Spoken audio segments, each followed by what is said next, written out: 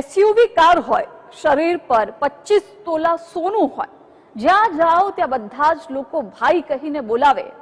સુરતનો આ golden main પોતાને ડોન સમજતો હતો અને લોકો પર એ રોફ જમાવતો હતો.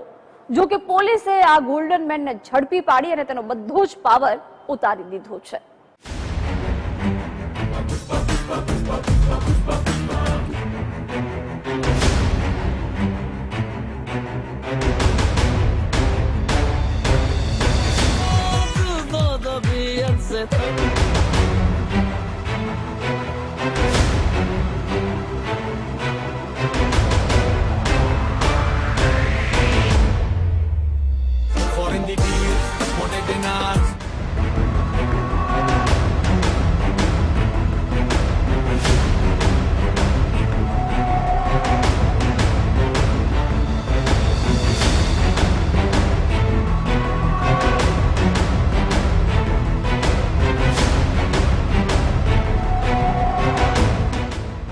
ગળામાં સોનું, હાથમાં સોનું, સોનું એટલું કે જોનારા લોકો ચોંકી જાય. જાણે કોઈ ફિલ્મનો વિલન હોય એ રીતે ક્યારેક કાર લઈને નીકળવાનું તો ક્યારેક સામાજિક પ્રસંગમાં, ક્યારેક રસ્તા પર તો ક્યારેક કોઈ અન્ય જગ્યાએ ભરચક સોનું પહેરી જાહેરમાં પોતાનો વટ પાડવા આ ગોલ્ડન મેન નીકળી પડતો હતો. ફિલ્મના વિલનની જેમ એન્ટ્રી પાડવા રીલ્સ બનાવવાનો રસિયો ગોલ્ડન મેન ત્યાં સુધી સીમિત રહ્યો હોત તો વાત ઠીક હતી, પણ આ સાહેબ તો ખરેખર પોતાની જાતને ડોન સમજવા લાગ્યા. એ હેકડીએ તેને હવાલાત ભેગો કરી દીધો છે. સુરત પોલીસે ગોલ્ડન જાફરને કરાવ્યું કાયદાનું ભાન. મારામારીના ગુનામાં ગોલ્ડન જાફરની કરાઈ ધરપકડ. ધાક જમાવતી રીલ્સ બનાવી રોફ જમાવવો ભારે પડ્યો. આસપાસ સુરત શહેર પોલીસ અને વચ્ચે બ્લેક પઠાણીમાં જોવા મળી રહેલો આ એ જ ગોલ્ડન જાફર છે જે ગળા અને હાથ પર મોટા પ્રમાણમાં સોનું પહેરી સુરતની શેરીઓમાં નીકળતો, રીલ્સ બનાવતો અને લોકોમાં પોતાનો રોફ પાડવાનો પ્રયાસ કરતો હતો. સલાબતપુરા વિસ્તારમાં જાફર ઉર્ફે ગોલ્ડન પઠાણ સહિત 3 શખ્સ વિરુદ્ધ મારામારીની ફરિયાદ નોંધાઈ હતી. તેના આધારે શહેર ક્રાઇમ બ્રાન્ચની ટીમે ગુનો નોંધી તપાસનો ધમધમાટ શરૂ કર્યો હતો. આરોપી જાફરને પકડી જેલ હવાલે કરી દેવાયો છે. સલાબતપુરા પોલીસ સ્ટેશનમાં આ બાબતે ગુનો દાખલ થયા બાદ અન્ય જે આરોપીઓ છે ઇમરાન, મોહસિન અને નાઝીમ અને અરેસ્ટ કરવામાં આવ્યા હતા.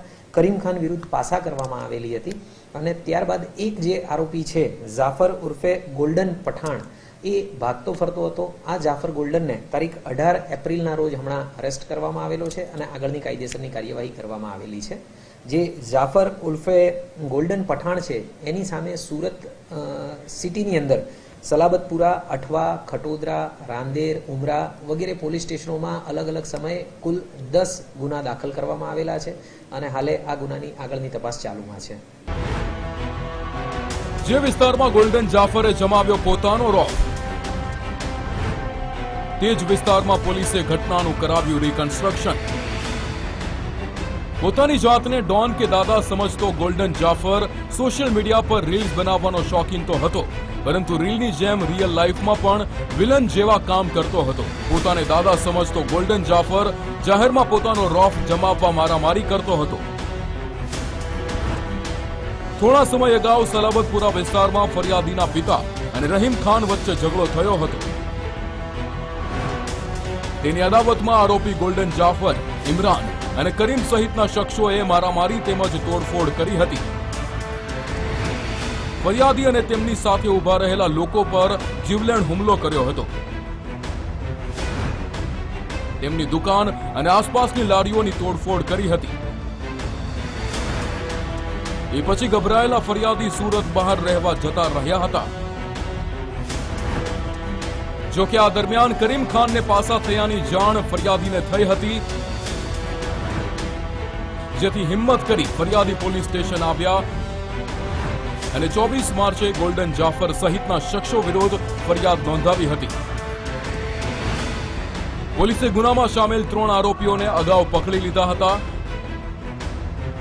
નાસ્તા ફરતા જાફર ઉર્ફે ગોલ્ડન પઠાણને ઝડપી લીધો છે. જે જગ્યાએ તેણે ફરિયાદીના પિતા સાથે મારામારી અને તોડફોડ કરી હતી તે જગ્યાએ આરોપીને લઈ જવાયો હતો. પંચનામું કરી આખી ઘટનાનું રિકન્સ્ટ્રક્શન કર્યું હતું. 28 ફેબ્રુઆરી 2025ના રોજ સલાબતપુરા પોલીસ સ્ટેશનની હદમાં જે આ બનાવના ફરિયાદી છે ઇસ્માઇલ ઇબ્રાહિમ મુલતાની, એમના પુત્ર શાબાશ અને આ ગુનાકામે જે આરોપીઓ છે એમના પિતા રહીમ ખાન વચ્ચે ઝઘડો થયેલો હતો કોઈ બાબતને લઈને, અને એ ઝઘડાની અદાવત રાખી અને બાદમાં આ જે આરોપીઓ છે રહીમ ખાનના જે 5 પુત્રો ઇમરાન, કરીમ, મોહસિન, નાઝીમ અને જાફર, આ લોકોએ ફરિયાદી ઉપર હુમલો કરેલો હતો, એની સાથે મારઝૂડ કરેલી હતી, એની સાથેના લોકોની ઉપર પણ એમણે હુમલો કર્યો હતો અને એમની જે દુકાન અને આજુબાજુની લારીઓ છે એમાં તોડફોડ કરી હતી. કે કરીમ ખાન જે છે એની ઉપર પાસા કરવામાં આવેલી છે, એ પણ ગુનાહિત ઇતિહાસ ધરાવે છે. અને આ જે જાફર ગોલ્ડન છે એની ઉપર સલાબતપુરામાં 17માં, 2019માં, 2021માં, અઠવાની અંદર 2016, 17માં, ખટોદરામાં 2014માં, રાંદેરમાં 2015માં, ઉમરામાં 2017માં અને લાલગેટમાં 2020ની અંદર અલગ અલગ 10 કરતાં વધારે ગુના દાખલ થયેલા છે. પોલીસના કહેવા મુજબ આરોપી જાફર અગાઉ પણ જેલની હવા ખાઈ ચૂક્યો છે, તેમ છતાં તેની હેકડી ઉતરી નહીં.